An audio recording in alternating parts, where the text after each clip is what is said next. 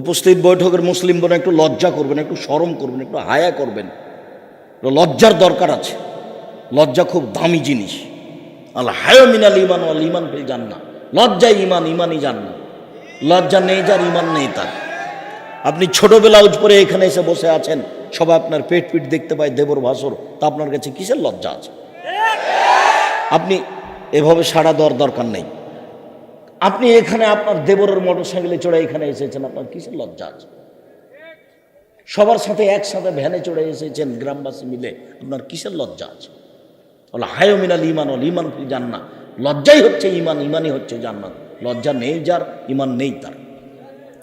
আল হায়া ওয়াল ইমান কারনাউ জামিয়া। লজ্জা এবং ইমান দুটো একসাথে জমা ধরে আছে। আল্লাহ রসুল বলছেন লজ্জা এবং ইমান দুটো একসাথে থাকে। এই যে রফে আহাদ ও রফে আল আখার, যখন দুইটার একটা উঠে যায় তখন আর একটা এমনিতেই চলে যায়। যখন লজ্জা থাকে না তখন আর ইমান থাকে না, যখন লজ্জা থাকে না তখন আর ইমান থাকে না। কাজেই কিছু সময়ের জন্য আপনি চুপচাপ বসে থাকুন। আপনার বিরক্তি হওয়ার আগে আমরা আলোচনা শেষ করব। এই ছেলে, তোমাকেও সাবধান করছি, তুমি আমাকে চলাচল করে উঠে গিয়ে তোমার কাজ আমাকে দেখাতে চাও না, যেহেতু আমি কোনোদিনই তোমার কাজ দেখি না। তোমার কাজ দেখা আমি প্রয়োজনও মনে করি না। সম্মানিত দিনী ভাই বোন, নারীদের মর্যাদা আল্লাহ দিয়েছেন, আল্লাহর নবী দিয়েছেন। ইহুদিরা দেয়নি, খ্রিস্টানেরা দেয়নি, হিন্দুরা দেয়নি। আর এখন সমাজের লোকেরা যারা সামাজিকভাবে নিজেকে শিক্ষিত মনে করছে, আসলে তারা শিক্ষিত নয়। তারা তাদেরকে অপমান করে জেনার মাঠে নামিয়ে দিয়ে বলছে যে আমরা নারীদের মর্যাদা দিচ্ছি। জেনার কারখানাতে নামিয়ে দিয়ে বলছে যে আমি নারীদের মর্যাদা দিচ্ছি। অবাক কথা। অফিসে, আদালতে, ডাক্তারের কাছে, যেখানে যাবেন সব জায়গাতে নারী আর পুরুষ এক জায়গায় বসে আছে। আল্লাহ নবী বলছেন লা ইয়াখলুনা রাজুলুন বিইমরাতিন ইল্লা কানা সালিসুহুমা শায়তান। কোন পুরুষ কোন নারীর সাথে নির্জনে একত্রিত হবে না, নইলে তৃতীয় জন শয়তান হবে। আর এইটা নাকি তার সম্মান দেওয়া নারীকে।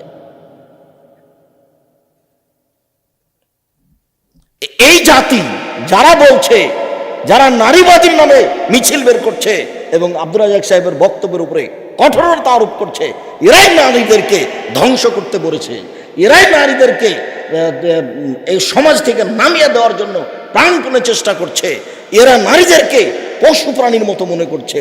এরা নারীদের কি দাম দিবে? নারীদের তারা দাম বুঝে? তারা কোনোদিন কোরআন মাজিদ পড়ে বুঝে দেখেছে? তারা কোনোদিন হাদিস পড়ে বুঝে দেখেছে?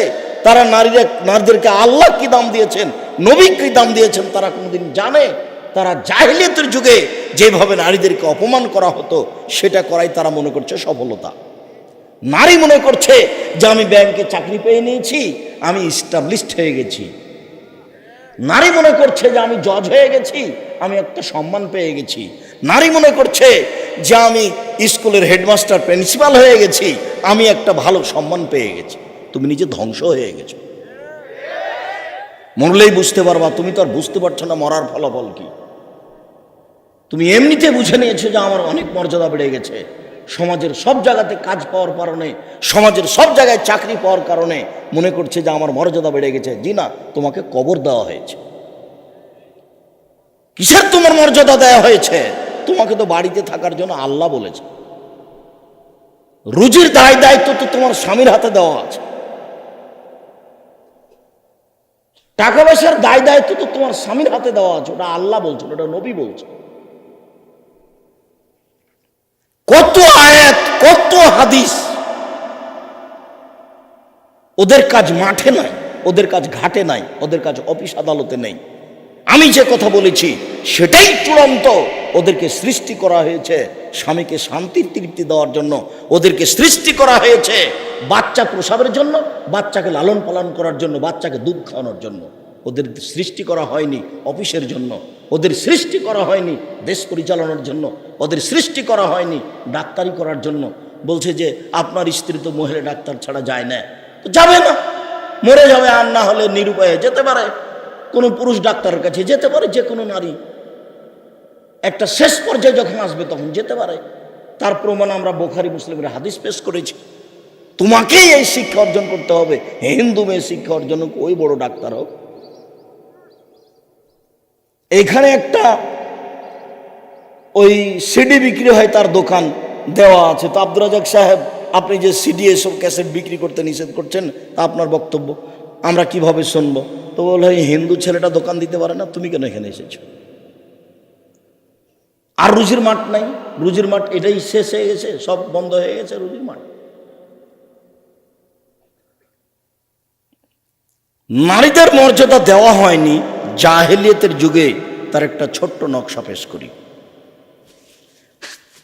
আল্লাহ বলছেন, ওয়াইদা বুশরা আহাদুহুম বিল উনসা যাল্লা ওয়াজহুহু মুসওয়াদ্দান ওয়া হুয়া কাযীম ইয়াতাওয়ারা মিনাল কওমি মিন সুই মা বুশরা বিহি আইয়ুমসিকুহু আলা হুনিন আম ইয়াদুসসুহু ফিত তুরাব। জাহেলিয়াতের যুগে যখন মেয়ের বাপকে বলা হতো যে আপনার মেয়ে সন্তান জন্ম নিয়েছে, তখন বাপের মুখটা কালো হয়ে যেত, মনে হতে যেন বিষ খেয়েছে। সে চিন্তা করতো কি করি, অপমান অবস্থায় মেয়েকে মাটিতে পুঁতে দিব না রেখে দেব, মাটিতে পুঁতে দিব না রেখে দিব। যদি মাটিতে পুঁতে দিই বালাই চলে গেল, আর যদি রেখে দিই তাহলে অপমান সুনিশ্চিত। অত্র আয়াত প্রমাণ করে মেয়েদেরকে মাটিতে পুঁতে দেওয়া হতো। অত্র আয়াত দিনের মতো প্রমাণ করে যে মেয়েদেরকে, জীবিত মেয়েকে মাটিতে পুঁতে দেওয়া হতো।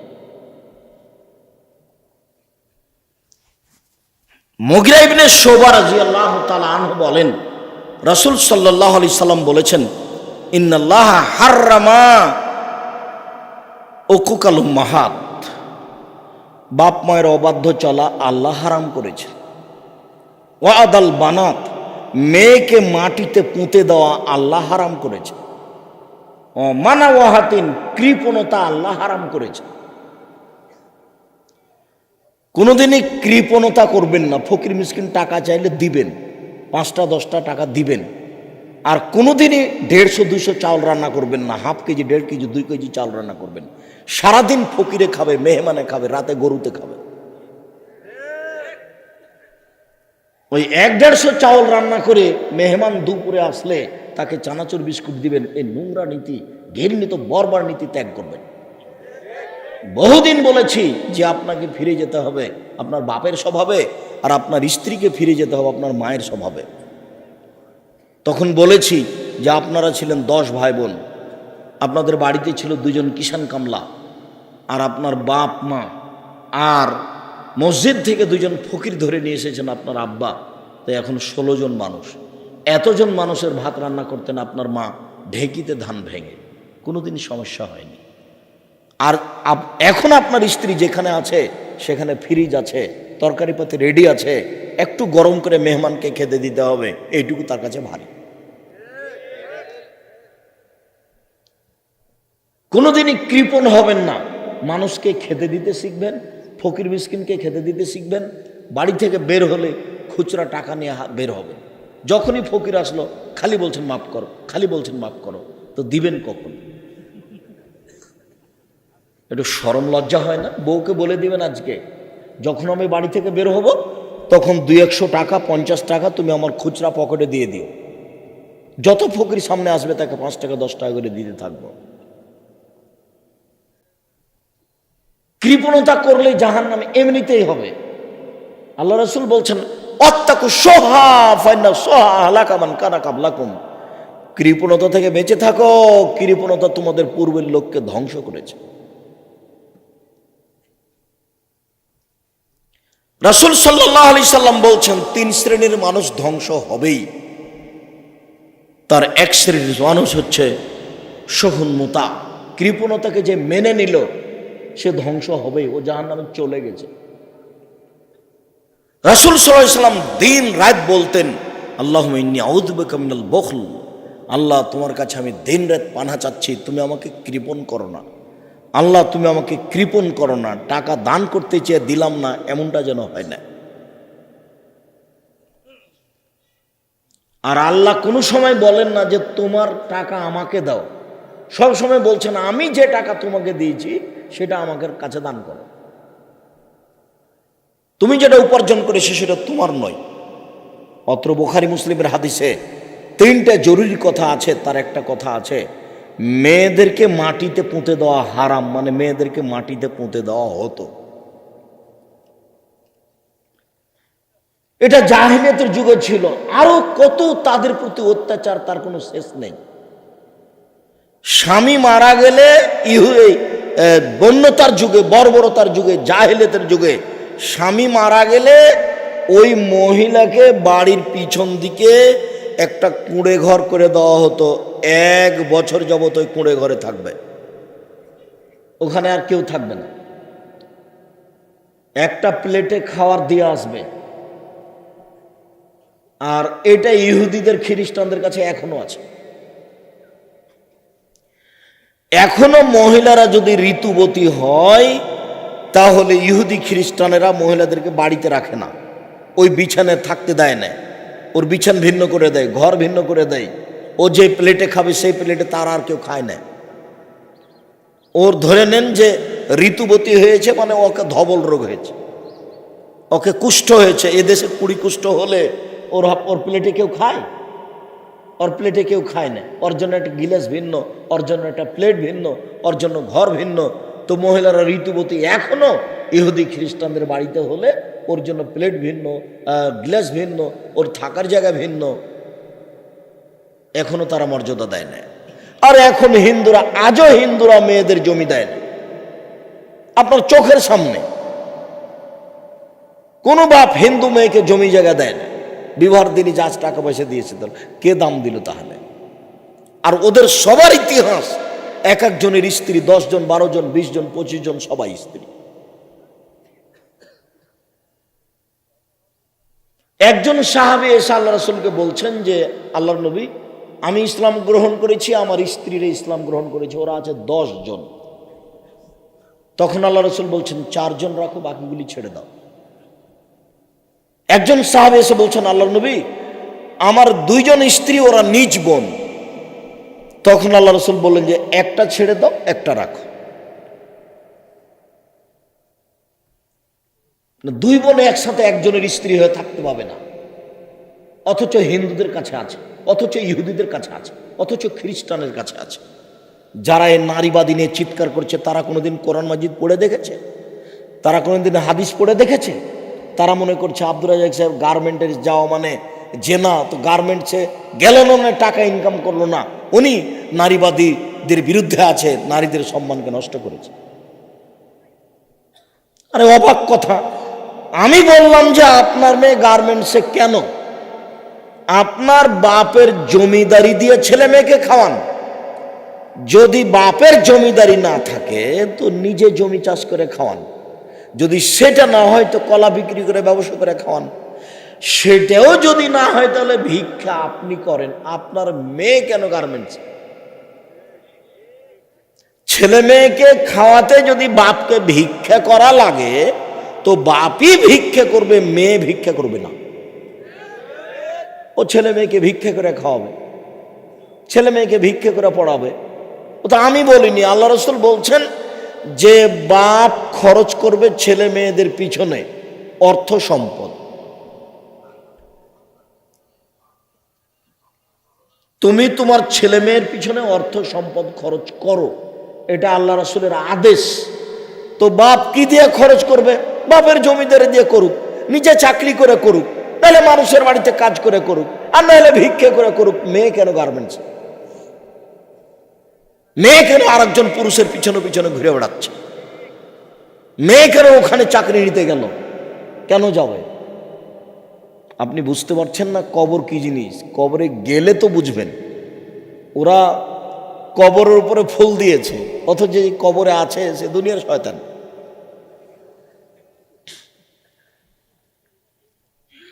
অথচ কবর দিয়ে বলছে যে ফুল দিয়ে বলে কবরকে সিক্ত করলো। দেখো কোন কথা। কবরের পাশে যে যদি ক্ষমা চাইতো যে আল্লাহ ভুল তুল করেছে, তুমি একটু ক্ষমা করে দাও, সে না করে ও কবরের উপরে ফুল চাপিয়ে বলে শ্রদ্ধা অঞ্জলি জানাচ্ছে, ভালোবাসা দেখাচ্ছে বলে। কেউ কিছু বুঝে না, ভালোবাসা দেখানো।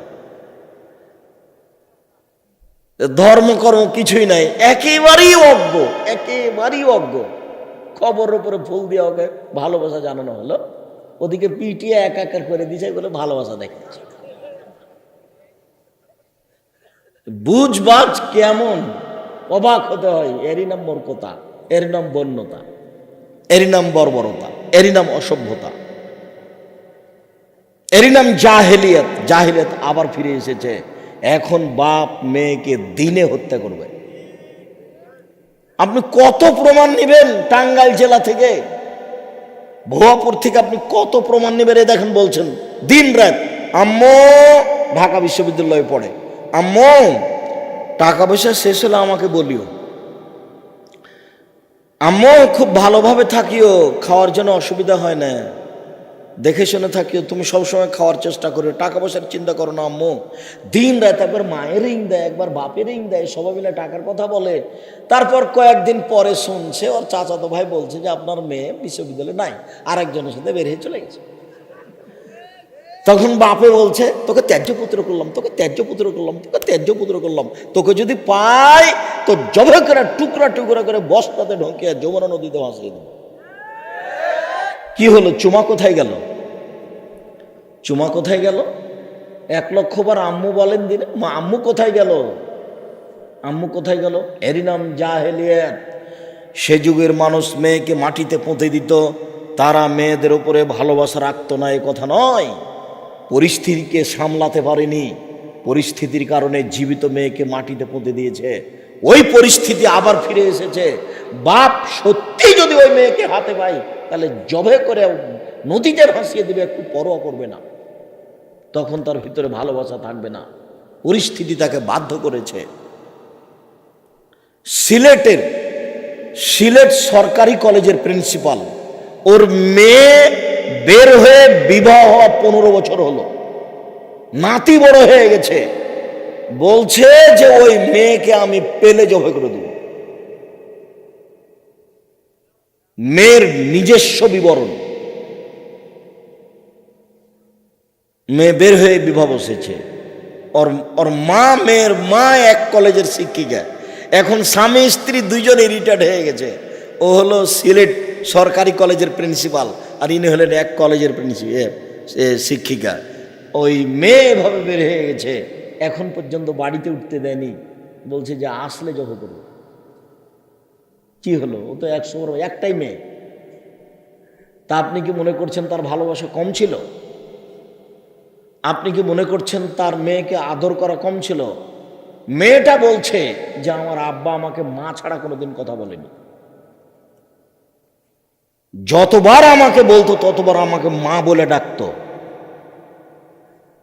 তো সব ভালোবাসা কোথায় গেল? তাহলে এর কি ভালোবাসা নেই?